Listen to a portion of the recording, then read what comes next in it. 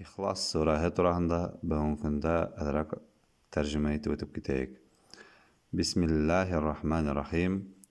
Allah Teala'nın ismi menen rahmetli, merhametli zat.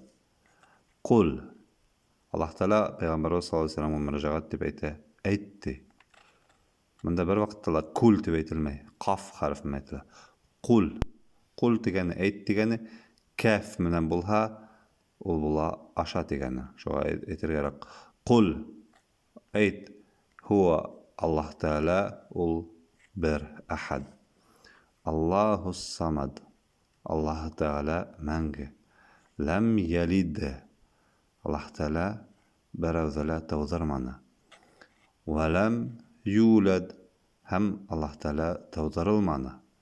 Ve lam yekun lehu. Hem bir kimde oğa kufuvan ahad tingdeş bulmanı. Misal bir disikte bulup kalmanı. Bir kimde Allah Teala'ga okşamagan.